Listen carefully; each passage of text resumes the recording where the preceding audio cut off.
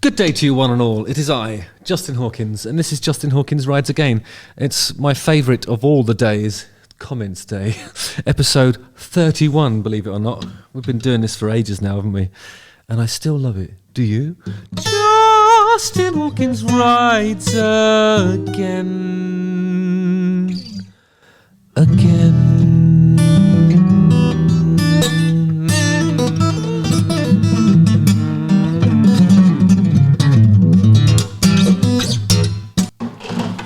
Guitar stand. Okay, so let's get stuck into it. Diffie states, Justin, I'm just wondering about your Top Gear appearances. Have you ever had any fun stories about being on Top Gear? That's a long time ago. I remember the first time I did it, it was a period of my life when I was, how can I put this? Not looking after myself, you know what I mean? I was definitely pushing it to the max and living each day blind and leaving it all out there on the stage every night, but also in pubs and stuff like that. I was a bit of a mess in those days, but I really wanted to do well in the driving, so I made sure that I didn't drink beforehand, and I basically tried to white knuckle it and be sober for that thing. So I thought the interview went well the first time I was on there, and actually the driving went well. The Stig told me I had talent. Can you believe that? And he was really pleased with my lap times and all that. I think I came fourth in that one. I think I got exactly the same time as JK from the Jamiroquai, who is obviously a car enthusiast, and I was quite pleased with it, really. The other times I was on it, less so. But that first time I gave it a shot. It's weird because it's kind of like you're in a car and it's I think it was a Suzuki Liano or something like that, and they'd decorated it with some flame-based decals, especially, and then the Stig had shown me how to do the lap, and then when I put my foot down and I was just giving it everything I had, and I was just like, well, it feels like we're doing about 30 miles an hour. It was not exhilarating at all. I had to sort of feign the excitement of it for the purposes of the camera. So it was a good exercise in pretending to have fun when you're not, which has stood me in good stead on many occasions since. Dylan D. Pierre Domenico says, with a lovely super thanks, cheers. He said, you said that you were looking for a singer for The Darkness before you decided to put up your hand. I have so many questions. Please let me ask 3. 1, who tried out? Anyone we know? Yeah, there was one person auditioned who was in an existing band, but actually it was more of a sort of dance band that he was in. I'm not going to tell you any more than that. Number 2, why were you reluctant to be the singer? I actually wasn't. I auditioned and failed. I always felt like I knew what we would expect and need from a front person. But I just, my voice is an acquired taste, and it took even the band a little while to acquire it, if you know what I mean. Number 3, are there demos of I Believe in the Thing Called Love and Love Is Only a Feeling with other singers? No, because I co-wrote those with myself in mind, and those lyrics are my lyrics actually. I think whoever had got the gig in the event of it not being me would have been expected to write their own lyrics. I think probably would have mucked in and helped, but only if asked to do so. Daniel Martin asks, with a lovely super thanks, cheers Daniel, have you ever been stuck in a rut? No pun intended musically. I find myself going through periods where I have no motivation to play, and learning/writing seems such a chore. Any advice on how to get out of it? Yes, I do have some advice. I think everybody who does anything creative experiences moments like that, and the really important thing is to not force it. There isn't anything you can do. You just got to wait until you don't feel like that anymore. Let's face it, if you're writing a song and you don't feel like writing a song, it's going to be shit, and you're not going to sort of see it through to the conclusion that it deserves, and you might not be receptive to a good idea anyway in that state. I believe that it should be something that you do when you feel compelled to do so, whether that's because you're sad about something or happy about something, or you're celebrating something or commiserating something, or even just, I think I'll play a bit of guitar today, just do it when you feel like it. Otherwise it will become a chore and you'll hate it. And eventually you'll hate yourself, and nobody wants that. Trust me. Drew Snyder says, I love that you're an Aerosmith fan. I've seen 55 of their shows beginning in the 80s. Steven Tyler is a rock god, and part of his charm is that he forgets his own lyrics. Could you please comment on if this has ever happened to you? It has happened to me before, actually. I was experiencing some trouble in the relationship mill, as it were, and I was playing Love Is Only a Feeling, and I very seldom forget the lyrics, but when I do, it's bad. I'm obviously distracted by something big that's happening outside of it.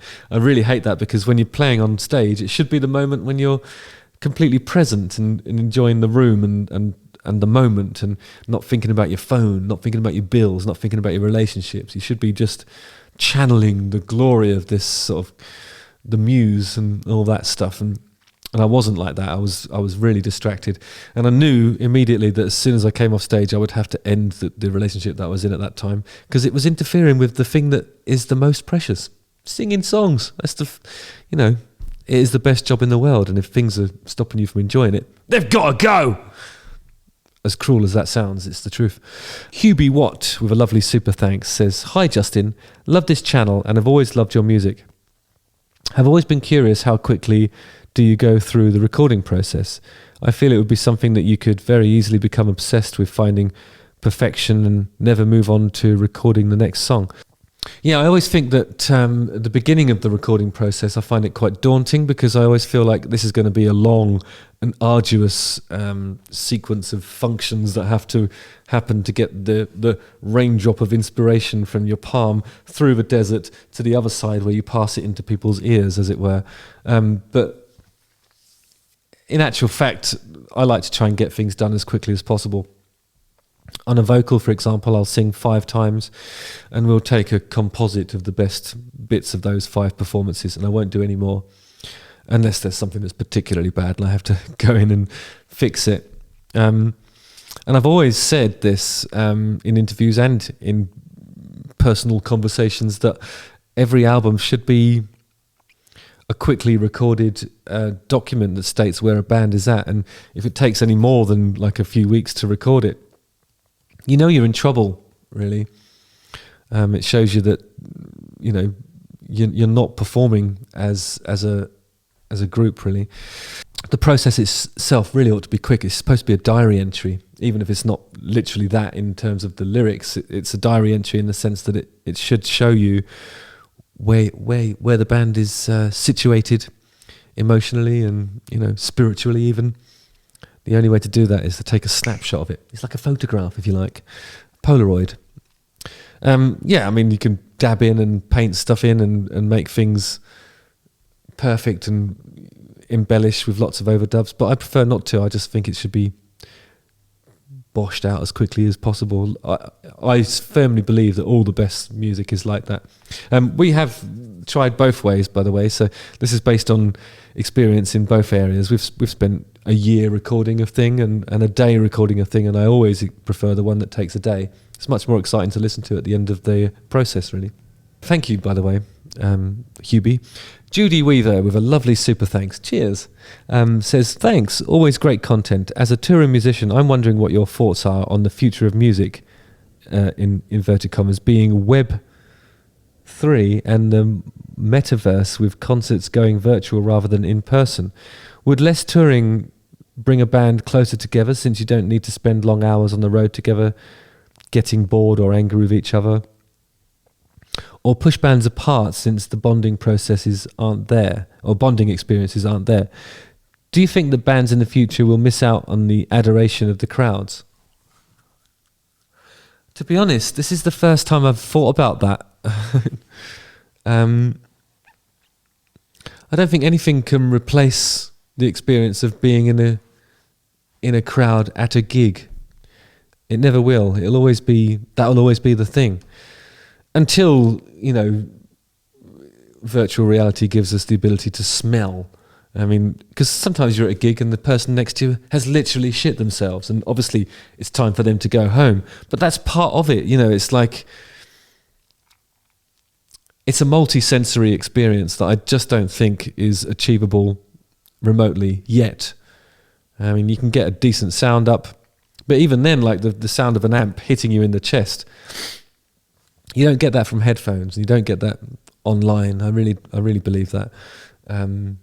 You can use those special fancy cameras to put yourself right in the thick of the action, but that isn't how it would be if you're in a gig anyway. You'd be getting pushed around and you'd be sweaty. It'd be like the whole ordeal, like from the travel there and the ceremony of it and queuing up and the anxiety that your tickets aren't going to work and all this sort of stuff. Going around the back to meet the band afterwards, that sort of thing that always happens is like, how can you simulate that?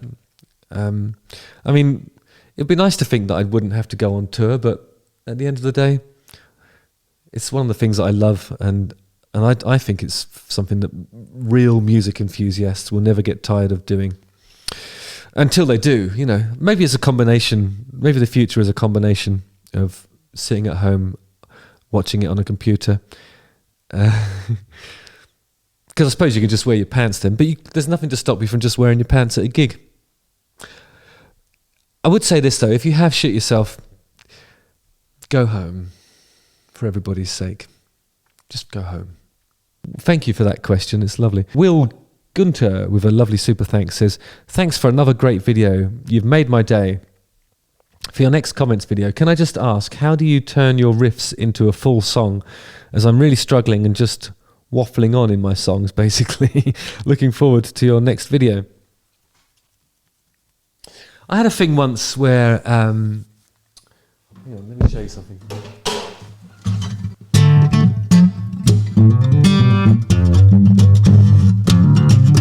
So I had a riff that went something like that.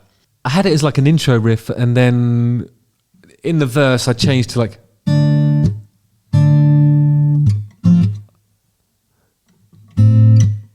I can't remember. I changed it to some chords, and then I was sort of presenting that as an idea.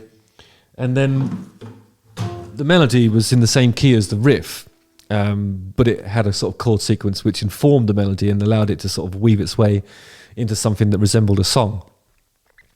And then Rob Cavallo, who I was working with at the time, just said, no, just play the riff and sing that over the riff. And it was a light bulb moment for me. It really was an inspired piece of production. Ingenious thing for him to observe and say, because it just made me realise that, oh yeah, it's a riff. You just sing along. You just sing over the riff. You sing across the riff. You sing through the riff. The riff is there, holding it down, and all of the chord changes can be implied by the melody. So if you do write some chords and a melody, find a riff that's in the core key of that chord sequence and just sing over that, and then you'll be golden. You really will. It was one of the most amazing pieces of songwriting advice I'd ever received. Rob Cavallo, producer of The Black Parade and a lot of Green Day stuff as well, and a million other things as well. He's great, honestly. Thanks for that question.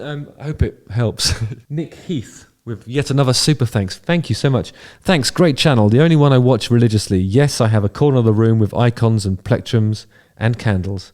Question. Do you think it's possible for bands to avoid becoming formulaic? Bands like Radiohead have managed to constantly evolve in terms of each album, but we've not heard from them for 6 years. Foo Fighters, it could be argued, have become formulaic. Is it part of a long-standing band's identity? Does it even matter if they're having fun and the fans are having fun? Is it one of those artistic integrity bullshit things? Thoughts on the back of a Matchbox to Nick Heath in Belfast. Thanks, Nick. I think every artistic endeavour is striving to have its own sort of identity, and once you've established that, you have by definition become formulaic, but it's the formula that you've created. It's like, you know, if you're a sauce manufacturer, you come up with a lovely brown sauce, the exact combination of herbs and spices is what gives you that, you know, trademark flavour. And as soon as you deviate from it, you find less people are interested in buying your sauce. So I think it's unavoidable, really. The thing that you yields the most creatively is the formula. And every band that's around for a while will have that, or they'll have long periods of inactivity, or they'll deliberately be fighting that. And even if sometimes like you might hear a new Radiohead song, it's all relative, a newer Radiohead song, and wish that it had been arranged in the same way that the stuff on the Benz or OK Computer was, as I have, because I love those albums and I love that formula.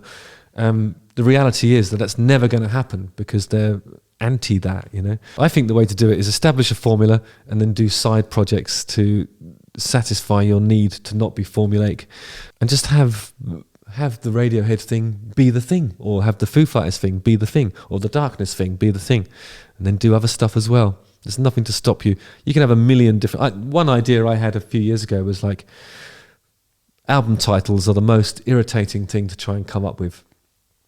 They don't matter. By definition, they don't matter. There's no copyright on album titles because they don't matter.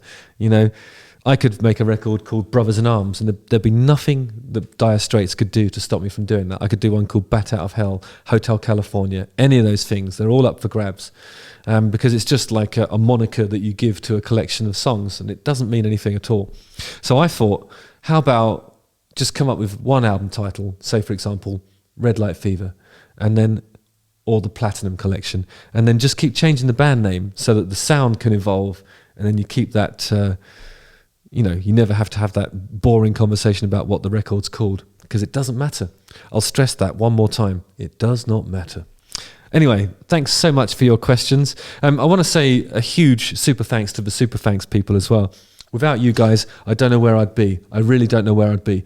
Anyway, Daniel Martin, Drew Snyderman, Will Gunter, Mark Stauffer, Teddy Bears for Life, Just Jean, Nick Heath, Sophie Cheekbones, Chris M., Black Alice, Sminers 100, Rob, Jigs111, Warrior 80, John S3, Jane Lacey, Hubie Watt, Judy Weaver, Renby... Oh God, I'm really cocking this up, sorry. Rennie Bird Music, Jason Lizovsky, Mr. Way Out 74, Rob Young, Rocco Pellerin, Lewis Silver, Cassidy Delaney, Alejandra Rigoli, Bluesy Fuster, I never get that right, Mulgrave Dave, Chris O'Toole, Jack Southworth, Wickerman, Vane Mensel, Gnarly Dude 07, Sarah White, Brad Walsham, Pete Flynn, and Idalea Ferreira. Thank you so much.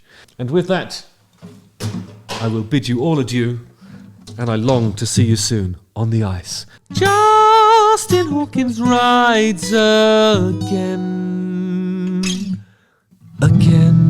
Don't forget to like, subscribe, hit the bell for notifications, watch one of these two videos, and always leave comments, and I will try to answer them as honestly as I possibly can. Love you guys. Keep coming back. Nice one.